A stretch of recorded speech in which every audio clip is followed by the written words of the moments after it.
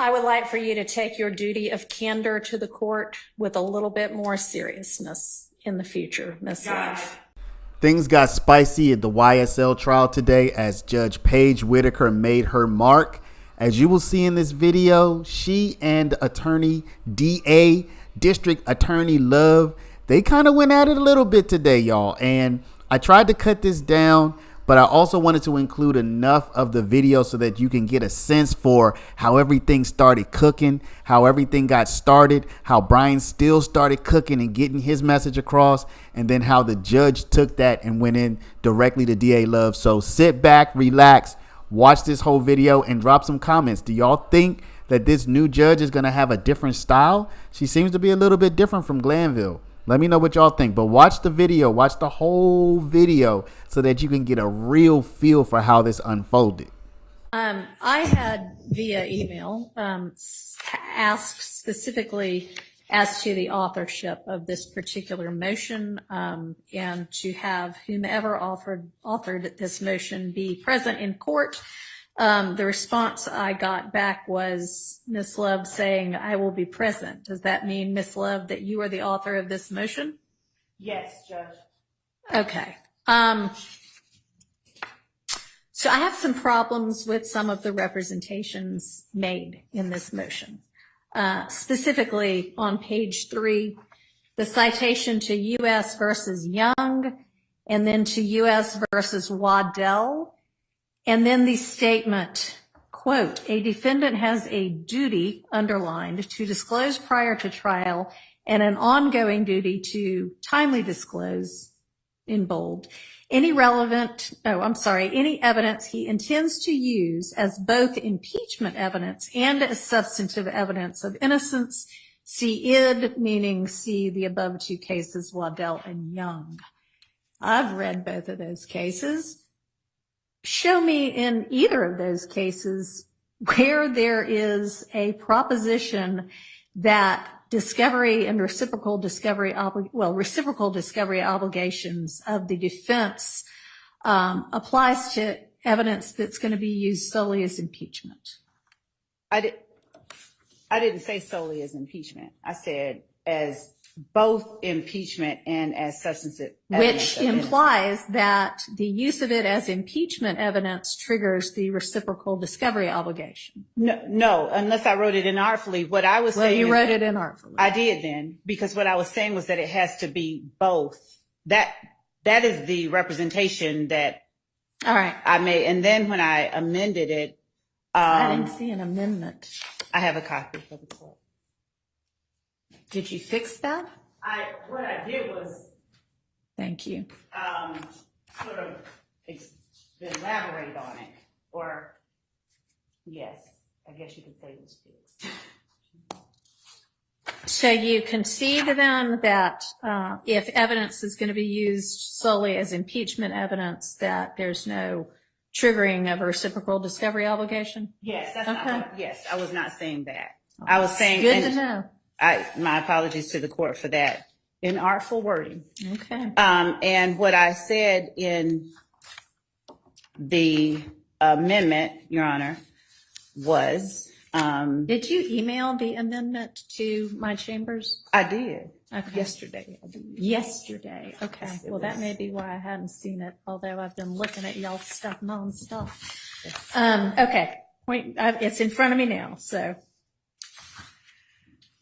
So what our position is, Your Honor, as I state on page 3 of the amendment, is outlining what Georgia's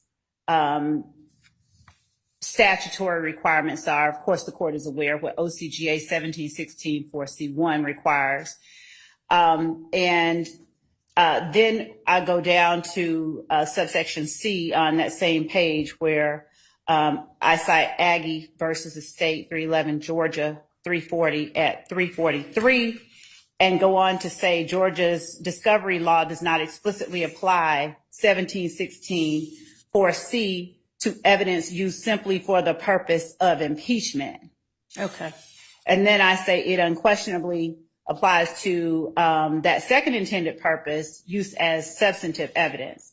And then in section D, Your Honor, I cite to relevant similar federal laws, pointing out that federal law requires the defense to provide the government with materials that are within the defendant's possession, custody, or control. Possession, custody, or control, my apologies, where the defendant intends to use the item in the defendant's case in chief at trial. And that's Federal Rules of Criminal Procedure 16B1 alpha. All right, so it can be used in the state's case in chief and maybe be impeachment evidence, maybe be substantive evidence, maybe be both. It's not where in the trial it comes in that matters. It's whether it's used and intended for use as substantive evidence or not. That is, Okay. yes. Okay, so as long as we're all on the same page with that, and I actually do think that to the extent anybody might want to take a closer look at what those distinctions are, I think it's Waddell, Yes. where the court actually says, hey, you know what, these can be tricky, these can be dicey.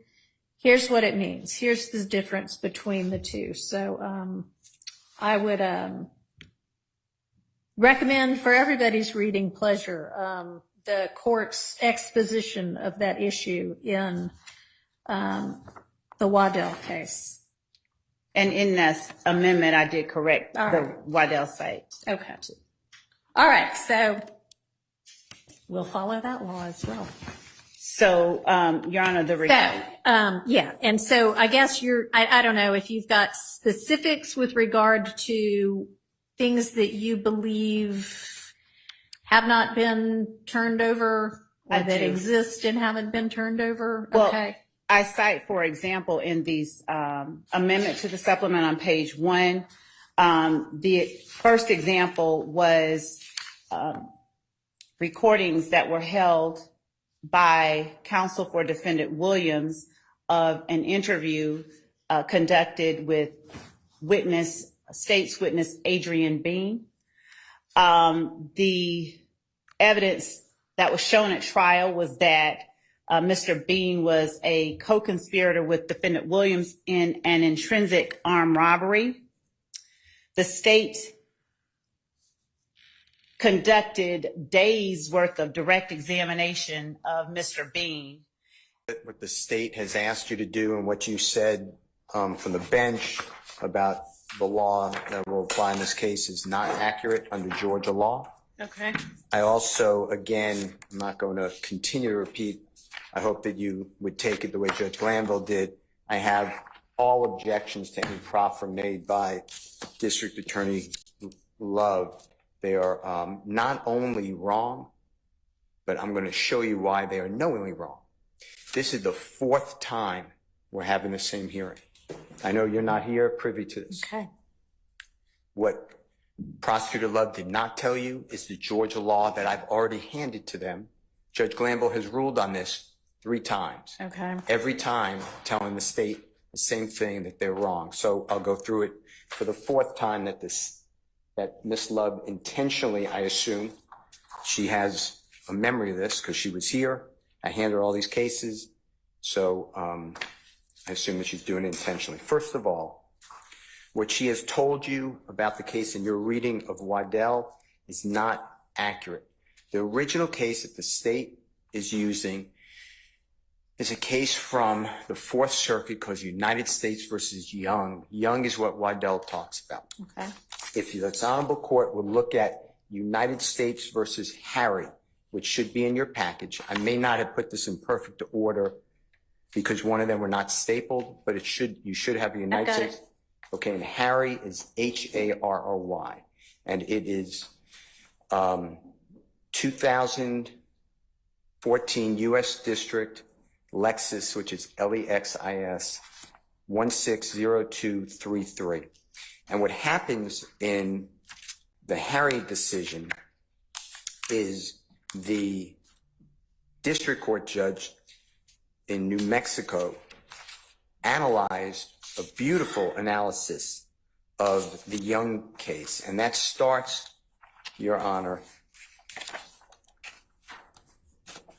on page 11 of 17 of the copy I've given the Honorable Court and the parties.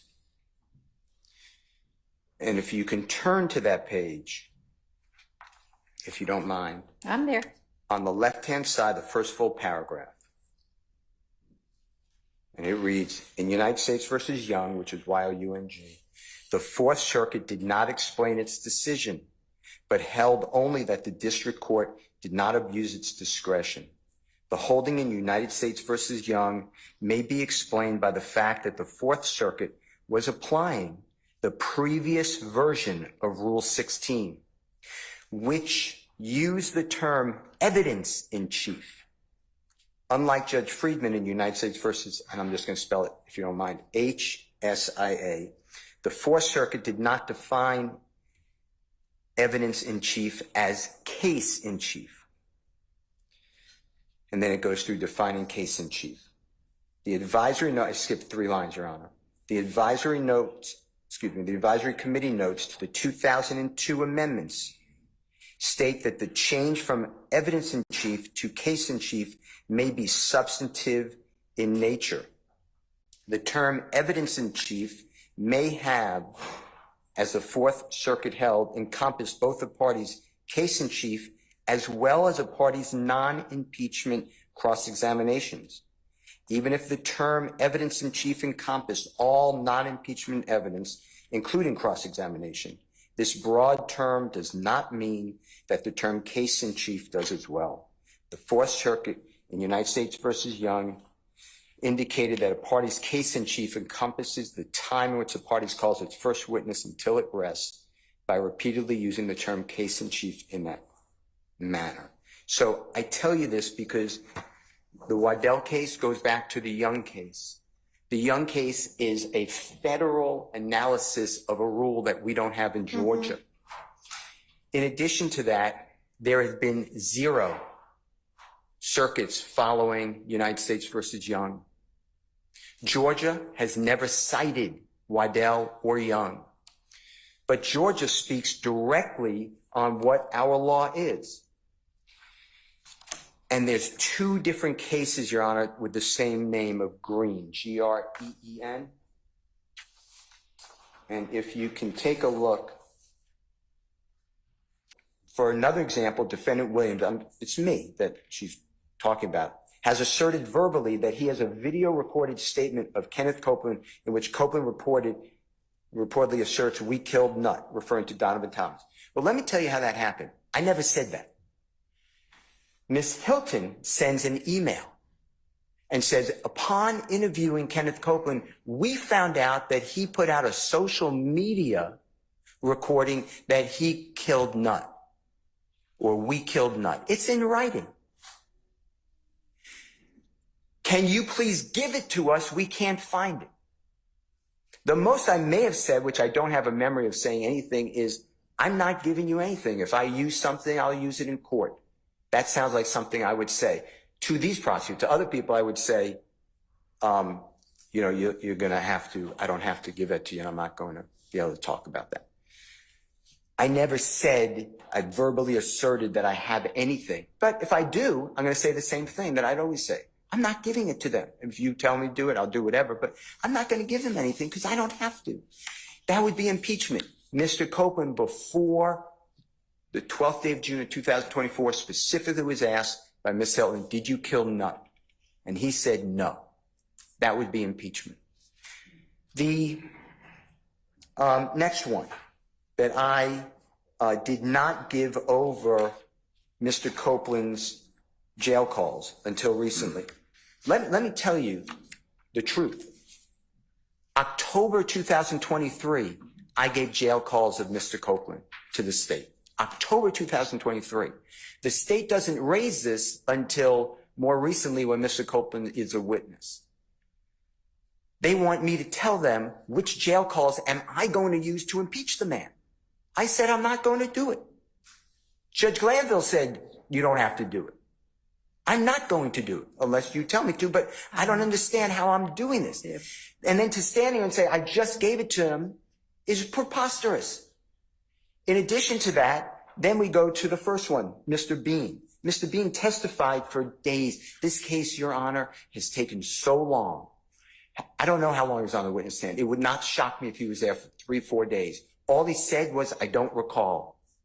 That's what he said. I don't recall. Did you say this? I don't recall. I don't recall. So the state got in his prior statements to Detective Quinn. Well, I impeached him. He gave me a statement on recording. The state then doesn't ask Mr. Bean in front of the jury, doesn't ask him in front when he's here to be cross-examined. They come up with the Judge Glanville ex parte, give him some sort of document that supposedly shows Mr. Bean is scared, which I doubt. This is just me, doubt out of no evidence. And then in the middle of that document says that Brian Steele and his investigator, I'm not quoting, were in a car with Mr. Bean and his son. And Brian Steele was telling Mr. Bean what to say. And his son has that on recording. That never happened. That never happened. But what Ms. Love was allowed to say in front of the jury, believe it or not, did Mr. Steele stop and start that recording? Mr. Bean said what he always says, I don't recall. I objected outrageous. Outrageous. It just flows right through. The same way Ms. Love stands here today and says it's hard to hear, or whatever her words are, hard to decipher on an Apple iPhone. That did not happen. It is offensive. The legal analysis is wrong. There is no distinction in Georgia on substantive or impeachment. What you were told is wrong. And this lawyer knows it, because she sat here in court and I did the same thing without being tempered. All right. That's 4 times. Thank you for clarifying that. Your Honor, may I briefly respond?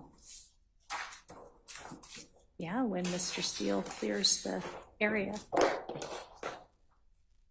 Yeah, go ahead, Ms. Love. Thank you, Judge. Do you have any Georgia law that represents what you have asserted in your motion and amended motion? Your Honor, that's just it. I have been clear in my amended motion, and Which to the I extent just that it got wasn't. a copy of. Yes. Okay. And also, I just want to say that no Georgia law that. right, Georgia law does not define. It does not define case in chief. It does not break. We all know what a case in chief is. Don't we? I think we all know what a case in chief is. Is there any support for your assertion that reciprocal discovery is required based on the concept of substantive evidence? Your Honor, what I have said and what I maintain is that, one, there is an absence, and I'll point the court to 3 different cases, Harris versus the state, 314, Georgia 238 as one. And these are just instances. 238? What did you say? Yes. Okay. What are the other 2, and what are they going to represent? 307 Georgia 171, which is the 2019 Green case that Mr. Steele cited for the court, and 146 Georgia App 423, which is Phillips versus the state. And when is that from? I'm sorry. What year? Just 1 second, Your Honor. That's a 78 case. Okay, so that one's not relevant at all. Old case. Because we have a new evidence code since 78. So, okay. And Your Honor, even with respect to the older case, the only thing that I was citing Phillips for was the proposition that in the absence of specific legislative or decisional case law on the particular issue that is at hand in Phillips, we commend the Federal Rules of Criminal Procedure, Rule 16, for guidance. Well, we've got a specific rule here now, don't we?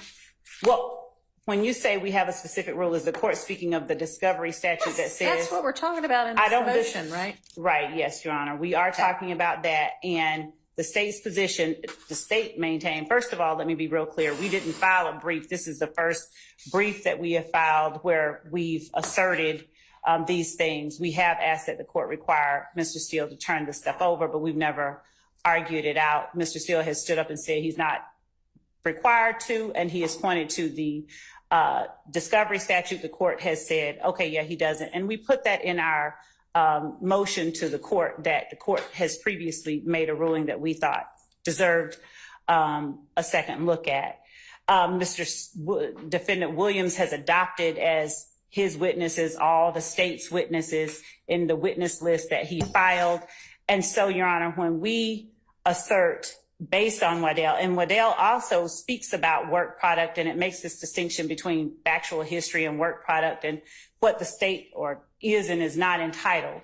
The state stands on its assertion regarding what the requirements are because of the fact that I understand the court's position that there is no misunderstanding about what case in chief means in Georgia. But as there was this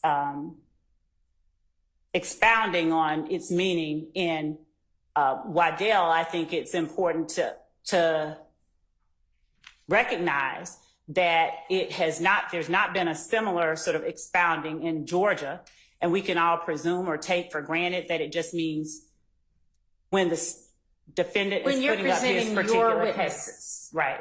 Okay. So do you have any case law in Georgia that supports the position you took in your motion that reciprocal discovery requirements are triggered based on whether you're presenting something as substantive evidence? That's my question to you. Your Honor, the only what we have in support of the motion is cited in the amendment and in the motion itself.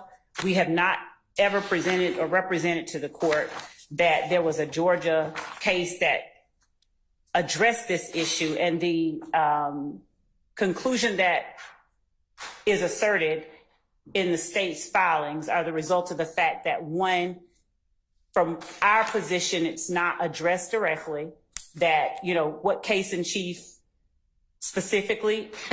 So you are telling me that when our discovery statute says that the defendant is to produce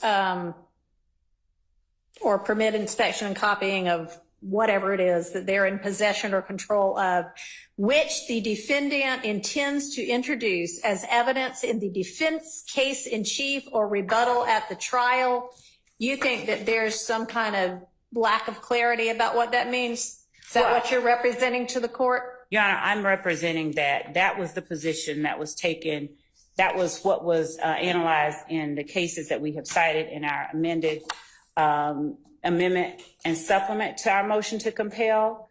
That is, in our position, a reasonable interpretation. And as we've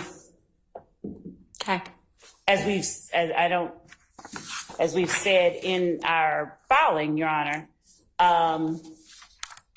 there was the requirement in Waddell that anything that was within the defendant's possession, custody, or control, where the defendant intended to use the item in the defendant's case in chief, that be turned over.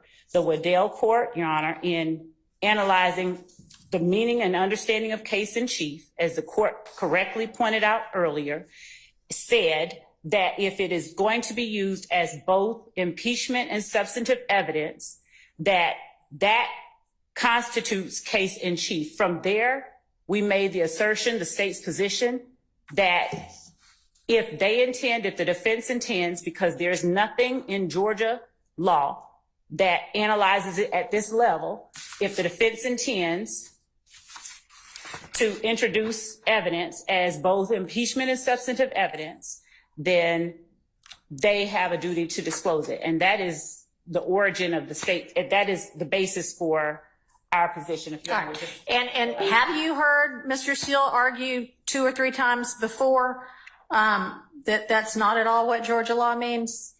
We've not made this argument before, so he I has don't not- mean in writing. Y'all have not No, had we have any literally discussion not- whatsoever What in we front have- of Judge Glanville about. As I have said What in that my means. motion, Your Honor, what we have argued, the state has said, Your Honor, they have a duty to disclose this. This is stuff that we are entitled. And Mr. Steele has said no, in citing the Georgia statute. He said we do not. I have never asserted, I've never made this distinction. I've never said that case in chief means if it's being presented as impeachment as substantive evidence. I've never made that. I've never made that argument in a written or oral filing. Okay. All right. Well, I would like for you to take your duty of candor to the court with a little bit more seriousness in the future, Ms. Your Honor, Love. respectfully, I take it very seriously. Okay. So, anyway, we'll be abiding by the discovery requirements set forth in our statutes. And Mr. Steele, thank you for the clarification.